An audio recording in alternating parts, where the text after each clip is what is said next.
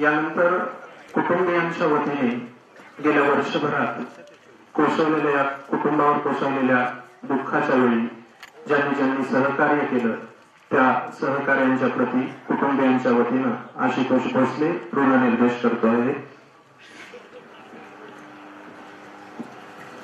आजच्या या कार्यक्रमाला लाभलेले अध्यक्ष सन्माननीय तालुक्याचे आमदार मकरंदजी आबा पाटील, विश्वभूषण शशिकांत दादा पिसाळ, आजच्या या कार्यक्रमाचे प्रमुख पाहुणे प्राचार्य यशवंत पाटणे सर, सर्व स्टेजवरील मान्यवर मंडळी, गौरी शंकर नॉलेज सिटीचे उपाध्यक्ष सर मिलिंद जगताप सर, रतन आता या ठिकाणी आलेले आणि उपस्थित सर्व गोष्टी कुटुंबियावर प्रेम करणारे आणि आशिषवर प्रेम करणारे उपस्थित सर्व जनसमूह. आज या ठिकाणी आशिषच्या प्रथम पुण्यस्मरणानिमित्त आपण सर्वजण या ठिकाणी एकत्र आलेले आहात. त्याबद्दल कुटुंबियांच्या वतीने मी आपले ऋण व्यक्त करतो. आज आशिष आपल्यात नाही, त्या घटनेला 1 वर्ष पूर्ण झालेलं आहे. खरं तर माणसाला दुःखातून बाहेर पडण्याच्या वेळेला शाब्दिक आधाराची गरज असते, भावनिक आधाराची गरज असते. या गेल्या वर्षभराच्या काळात आपण सर्व मंडळींनी जो भावनिक आधार आम्हाला दिला, शाब्दिक आधार दिला, त्याच्या संबंधीचे ऋण व्यक्त करण्यासाठी माझं इथं बोलण्याचं आजचं प्रयोजन आहे. खरं तर आशिष बद्दल सांगायचं म्हणलं तर एक मराठीत एक उक्ती आहे की जिथं कमी तिथं आम्ही. त्याप्रमाणे आशिष आमच्या कुटुंबासाठी होता. जिथं कमी तिथं आशिष होता आम्हाला. घरातल्या प्रत्येक लहान निर्णयापासून ते मोठ्यातल्या मोठ्या निर्णयापर्यंत आशिषचा सहभाग असायचा. प्रत्येक ठिकाणी आपलं मत मांडण्याचा त्याचा स्वभाव होता. लहान मोठ्या गोष्टी स्वतःहून मत मांडणं, पुढच्याच ऐकून घेणं, परिस्थिती समजावून घेणं, स्वतःचं मत मांडण्यापर्यंत न थांबता निर्णयाप्रती येऊन आपला निर्णय योग्य कसा हे पुढच्या व्यक्तीच्या गळी उतरवण्याचं कौशल्य पण आम्ही बघितलेलं आहे. त्यामुळे आशिष बद्दलचा आशिष प्रत्येक निर्णय योग्य आहे. पहिल्यांदा आम्हाला थोडा आगाऊपणा वाटायचा त्याचा, पण थोड्या दिवसानंतर त्या घेतलेल्या निर्णयाची सुसंगत परिस्थिती आलेली पण आम्ही पाहिली. त्यावेळी जेव्हा त्याचा आगाऊपणा वाटायचा ती जागा अभिमानाने आणि आश्चर्याने भरून आमची निघालेली असायची.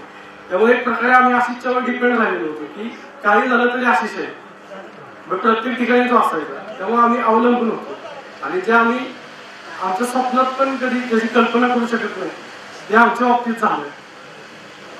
ही दुर्दैवी घटना आमच्या बाबतीत झाली आणि तुम्ही मंडळीने आम्हाला गेल्या वर्षभरामध्ये जो भावनिक आधार दिला, शाब्दिक आधार दिला, त्याबद्दल मी सर्व उपस्थित सर्वांचे आभार मानतो. आशिषच्या बद्दल प्रत्येक वेळेला आम्ही बघितलेले गुण म्हणजे त्याची समयसूचकता, अचूक निर्णय घेण्याची पद्धत, पुढच्याला समजून सांगण्याची पद्धत. आज आशिषचे बरेच मित्रमंडळी इथे उपस्थित आहेत किंवा आशिषचा ज्यांच्याशी संपर्क आला ती बरीच मंडळी आज इथं उपस्थित आहेत. या सगळ्यांना माहीत असेल की आशिषपेक्षा वयाने मोठी असलेली माणसं पण आशिषचा सल्ला मानायची आणि आशिषने दिलेला सल्ला त्यात एक आत्मीयता असायची, एक आपुलकी असायची, प्रेमाने दिलेला सल्ला असायचा. त्याचे निर्णय चुकायचे नाही, त्यामुळे बरेच जण त्याच्यावरती डिपेंड होते आणि ही गोष्ट आम्ही अनुभवली. त्यामुळे आम्ही पूर्णपणे मी आता शिक्षणासाठी बाहेर होतो पहिल्यापासून, त्यामुळे मला घरचं काहीच बघावं लागायचं नाही, सगळं आशिष बघायचा आणि आशिष आमच्यातून निघून गेल्यानंतर एक प्रकारचं अपंगत्व आल्यासारखं झालं होतं आम्हाला. माणसं जोडणे हा आशिषचा स्वभाव होता. माणसं जोडून न थांबता जोडलेली माणसं टिकवणं, प्रत्येकाच्या मदतीला धावून जाणं. समाजात आपण प्रत्येक वेळेला मोठ्या मोठ्या लेखांमध्ये वाचतो की ह्या समाजाप्रती आपलं काहीतरी देणं लागतं. देणं लागतं म्हणजे काय, याचा अर्थ आपल्याला उमगत नाही किंवा समाज आपल्यासाठी काय करतो. पण निस्वार्थ बुद्धीने पहिल्यापासून आशिषनी समाजासाठी, प्रत्येक घटकासाठी, तिच्या ओळखीच्या प्रत्येक मित्रांसाठी स्वतःची ओळख वापरली. बोलका स्वभाव, प्रसन्न व्यक्ती होतो, त्यामुळे आशिषच्या बऱ्याच ओळखी होत गेल्या आणि त्या ओळखीचा फायदा त्यांनी स्वतःसाठी न करता जे ओळखीचे लोक आहेत त्या सर्वांसाठी आशिष स्वतःच्या ओळखीचा फायदा त्यांना मिळवून गेला. त्यामुळे आशिष बरोबर बरीच माणसं जोडली गेली. ह्या म्हणजे माझी अशी भावना आहे की आशिषची समाजाप्रतीची वाहून घेण्याची जी क्षमता आहे किंवा हे जो विचार आम्ही पोचले तर आम्ही कुठेतरी आशिषला मिळवण्याचा प्रयत्न करू किंवा आशिष आम्हाला तक सापडेल असा आमचा सर्व मित्रमंडळीचा मानस आहे. त्यामुळे भविष्यात आशिषच्या हा विचार पुढे नेण्यासाठी एक सामाजिक उपक्रम घेण्याचा आमचा एक मानस आहे. आणि ते सामाजिक उपक्रम घेताना आमच्या गावातल्या ज्येष्ठ मंडळींच्या मार्गदर्शनाखाली आणि त्यांच्या सहकार्याने आमचा घेण्याचा हा मानस आहे. आणि मला पूर्णपणे खात्री आहे की त्यांचं आम्हाला आमच्या पाठीशी पूर्णपणे सहकार्य राहील. ह्या पुस्तकाच्या आज स्मरणिकेच्या बाबतीत सांगायचं झालं तर मी आशिषचे मित्रांचे विशेषतः आता जे की माझे चांगले मित्र झाले आहेत त्या सर्वांचे मी विशेष आभार मानतो. कारण चौकटी बाहेरचा आशिष काय होता हे आज तुमच्यामुळे आम्हाला कळलं. बऱ्याचशा गोष्टी आम्हाला माहित नव्हत्या. पहिल्यांदा स्मरणिका काढायची ते आमच्या डोक्यात आमची ती मानसिकता पण नव्हती. पण आशिषच्या बऱ्याच मित्रांनी घरी येऊन फोर्स करून स्मरणिकेसाठी जे लागणारे लेख आहेत ते गोळा करून देऊन आम्हाला घरी आणून दिले. आणि त्यामुळेच हे आज खरं तर स्मरणिकेचा आजचा प्रकाशन सोहळा होत आहे. ह्या स्मरणिकेच्या रचनेपासून ते मांडणीपर्यंत शिक्षक बँकेचे chairman Shri Vitthal Mane sir, Shri Santosh Shinde sir, taluka पत्रकार संघाचे उपाध्यक्ष श्री सचिन नानावडे, श्री राहुल कांबळे, सौ सुनीता कदम यांचे मोलाचे सहकार्य लाभले. त्याबद्दल मी इथं त्यांच्या प्रती ऋण व्यक्त करतो. मॅचेसच्या बाबतीत सांगायचं झालं तर अत्यंत कमी वेळात आणि काटेकोर नियोजनात शांततेत क्रिकेटच्या स्पर्धा गावातल्या मंडळांनी पार पाडल्या. त्यात प्रमुख अजिंक्य गणेश उत्सव मंडळ, बावधनमधील सर्व संघ, यशवंतनगर वाईचा संघ तसेच बावधनमधील सर्व ग्रामस्थांच्या ऋणात तसेच बावधनमधील सर्व ग्रामस्थांचे या सर्वांचा मी ऋणी आहे. विजयी संघाचे मी इथे आभार मानतो. विजयी संघाचे अभिनंदन आणि आभार मानतो आणि सर्व सहभागी संघांचे सुद्धा आभार मानतो. शेवटी या कार्यक्रमाच्या निमित्ताने एकच सांगतो की आपण गेल्या वर्षभरात जे प्रेम आणि आपुलकी दाखवली तेच प्रेम आणि तीच आपुलकी पुढच्याही भविष्यकाळात आमच्या मुस्लिम कुटुंबियांच्या पाठीशी उभे राहणार आहे याबद्दल मी अपेक्षा व्यक्त करतो. आणि माझे इथं 2 शब्द संपतो. संयोजकांचे आभार मानतो. माझे मन इथं व्यक्त करण्याची मला त्यांनी संधी दिली याबद्दल मी संयोजकांचे आभार मानतो आणि पुढचा कार्यक्रम कंटिन्यू. विंदा करंदीकरांची एक छोटीशी अशी रचना आहे की गाडी आली की निघावं लागतं, नेहून तिकडं जावं लागतं आणि थांबून तिथं उतरावं लागतं. परंतु आशिषच्या बाबतीत इतक्या अकाली उतरणं होणं हे सगळ्यांना चटका लावून जाणार. आपणा सर्वांच्या वतीनं सर्वांच्या मार्गदर्शनाखाली एक पुस्तिका प्रकाशित करण्यात आलेली आहे. त्या पुस्तिकेचं नाव आहे आशिष शुभ आशिष. या पुस्तिकेचं यानंतर मान्यवरांना विनंती आपण प्रकाशन करावं. आशिषच्या बाबतीत असंच अघटित घडलं. काही कृती उमलायच्या आत काळानं ती कुडली. एका अपार दुःखाला सामोरे जाताना कुटुंबाने हे वेदनेचे वादळ काळजात कोंडून ठेवलं. प्रस्तुत स्मृतिग्रंथ हा त्या वादळाला मोठी वाट करून देण्याचा एक छोटासा प्रयत्न आहे. मान्यवरांच्या शुभ हस्ते आशिष शुभ आशिष पुस्तिकेचं प्रकाशन होते आहे. या पुस्तिकेमध्ये आणखी एक सन्माननीय भोसले परिवाराच्या वतीने आशिषच्या स्मृतीप्रित्यर्थ गौरीशंकर नावे सिटीला 25,000 रुपयाचा धनादेश देण्याचं ठरवलेलं आहे. श्री मिलिंद जगताप सर यांना विनंती आपण तो धनादेश स्वीकारायचा आहे. या धनादेश प्रदान करण्यात येतो आहे. गरीब पोटकरू आणि गुणवंत विद्यार्थ्याला या व्याजातून सहकार्य व्हावं. दिलीपराव पिसाळ आणि शशिकांत दादा पिसाळ यांना तो धनादेश स्वीकारायचा आहे. पहिल्या पुनस्मरणाच्या निमित्ताने या ठिकाणी उपस्थित असलेले वैद्यकीय लोकप्रिय आमदार माननीय मकरंदजी पाटील साहेब, आमच्या संस्थेचे नेहमीच भरभरून प्रेम करणारे आमचे आदर्शस्तंभ शशिकांतजी पिसाळ साहेब, सोबीजी, त्याचप्रमाणे आजच्या या कार्यक्रमाच्या निमित्ताने सर्वांचे एक साहित्यिक क्षेत्रातले एक थोर विचारवंत माननीय डॉक्टर यशवंतरावजी पाटणे सर, आमच्या संस्थेचे उपाध्यक्ष मिलिंद जगताप सर, शिक्षक बँकेचे चेअरमन विठ्ठल माने साहेब, त्याचप्रमाणे संस्थेचे आणि आपल्यासमोर असलेले सर्व बंधू भगिनी, तसं पाहायला गेलं तर आशिषच्या जाण्याने फार मोठा दुःखाचा डोंगर आमच्या गौरीशंकर नॉलेज सिटीच्या एकंदर शैक्षणिक संकुलात कोसळला. आशिष सेन आमचे गुणांमध्ये फार जवळचे होते. मला आठवते की प्रवेशापासून ते शेवटच्या वर्षापर्यंत त्यांनी नेहमीच एक संस्थेमध्ये चैतन्य या विद्यार्थ्यांमध्ये बसवलेलं होतं. एक अष्टपैलू नेतृत्व ज्याला म्हणतात. लहान वयामध्ये मोठी झेप घेण्याची त्याची ओळख होती आणि खरोखरच एक अत्यंत ध्येयवादी विद्यार्थी, समाजासाठी झटणारा विद्यार्थी, त्याचबरोबर एक निखळ निरपेक्ष मनाचा एक चांगला माणूस आणि समाज घडवण्यासाठी त्यांनी जे घेतलेले ध्येय होते त्या ध्येयासाठी तो अत्यंत झटत होता. अशा एक खरं होणारं व्यक्तित्व आमच्या काळाच्या ओघात तो निघून गेला.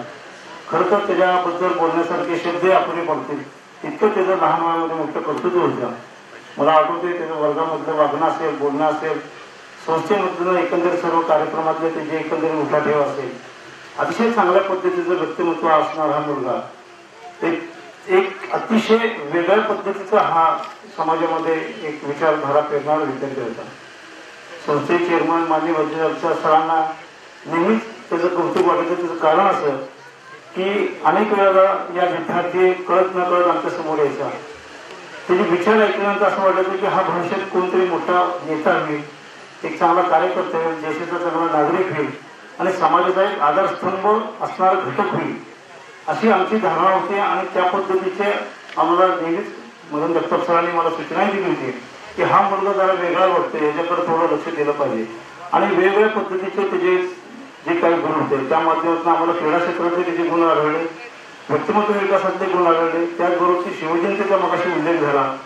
शिवजयंतीचा उल्लेख झाल्यानंतर मला या ठिकाणी सांगायला लागतंय की ज्यावेळी तो चेअरमन साहेबांच्यावर शिवजयंतीची परवानगी मागायला आला त्याच वेळेला चेअरमन साहेबांनी सांगितलं की याला पूर्णपणे सहकार्य करायचं, कारण याच्यामध्ये वेगळं काहीतरी मला दिसून येते. आणि खरंच तुम्हाला सांगायला मला अत्यंत अभिमान वाटतोय. अतिशय नेटक्या स्वरूपात आणि अतिशय दिमागदार स्वरूपात शिवजयंती जर साजरी केली असेल तर आशिषने पहिल्यांदा शुभारंभ करून गौरीशंकरमध्ये एक नाव पहिल्यांदा रुळला. ज्यावेळेला त्यांनी सांगितलं की प्रथम गडावर काम येते त्यावेळेला अनेकांनी संस्थेच्या किंवा अनेक शिक्षकांनी शंका व्यक्त केली की इतके सर्व विद्यार्थी घेऊन हा प्रथम गडावर जाणार, सगळी यंग मुलं आहेत, उद्या वेगळं काहीतरी घडलं तर ते जबाबदारी कोण घेणार. आणि त्या अशी चर्चा जेव्हा आमची चालली असताना त्यांनी समोर आला सर मला ह्या सगळी जबाबदारी मी घ्यायला तयार आहे, तुम्ही मला फक्त सपोर्ट करा. आणि केवळ त्याच्या शब्दाखातीर आम्ही त्याला पूर्णपणे सपोर्ट केला. आणि सांगायला मला आनंद होतोय की जी शिवजयंती झाली ती आज सगळ्यात पुन्हा अशी शिवजयंती आमच्या गौरीशंकर झाली नाही हे मला या ठिकाणी सांगावं वाटतंय. अतिशय चांगल्या पद्धतीचं काम करणारा, चांगल्या पद्धतीचा समाज जोडणारा माणूस म्हणून त्याची एक ख्याती होती किंवा त्याचा एक त्या विद्यार्थ्याचं एक वलय होतं. मित्र संघटन असेल, वेगळ्या पद्धतीचा सहभाग असेल, चांगल्या पद्धतीचं काम या नॉलेज सिटीमध्ये त्याने केलं. त्याचं त्या ठिकाणचं वागणं बोलणं चालणं हे जिवंत झाडा जसं असतो तसं त्याचं वागणं चालणं होतं. आणि तू गेले तर ज्यावेळेला कळलं त्यावेळेला असं मनामध्ये एकदम सर्व झालं की अरे आपल्या कुटुंबातला एक आधार किंवा आपल्या कुटुंबातला एक घटक गेल्याचं एक जाणवलं. आम्ही ज्यावेळेला या ठिकाणी आलो त्यावेळेला पाहिलं की मुलगा आणि वडील याचं नातं कसं असावं, मुलगा आणि आई याचं नातं कसं असावं हे जवळ पाहता आलं. कारण हा आशिष हा सगळ्यापेक्षा वेगळा होता. जन्ममुक्तीमधलं जगणं जरी आपलं नसलं तर त्या काळामधलं जगणं कसं असावं आणि त्याच्यावर आपल्याला जाणवतं. आज या ठिकाणी आपण जे आशिषवर किंवा आशिषच्या कुटुंबावर प्रेम करणारी मंडळी या ठिकाणी उपस्थित आहेत. व्यासपीठावरील बरेच वक्ते मंडळी या ठिकाणी बोलणार आहेत. मला जाता आपल्याला एवढंच सांगायचं आहे की आशिष हा आशिष राहणार आयुष्यभर. आशिषचं जाण्याचं दुःख हे शब्दा पलीकडचं आहे आणि आशिषचे ऋणानुबंध किंवा आशिषच्या कुटुंबाच्या ऋणांमुळे गौरीशंकरच्या नॉलेज सिटीशी कायमस्वरूपी राहणार आहेत. कारण आशिष हा संस्थेवरती प्रेम करणार होता, स्वतःवर प्रेम करणार होता, मित्रांच्यावरती प्रेम करणार होता आणि हा खऱ्या अर्थाने निरपेक्ष भावनाचं एक प्रतीक म्हणून आशिष होता. आणि त्याच भावनेपोटी आज आम्ही या ठिकाणी आलो. तसं पाहिलं तर आशिषच्या वडील यांनी आमच्या या संस्थेसाठी जे 25,000ची देणगी दिली त्याचा आम्ही संस्थेच्या वतीने स्वीकार करतो.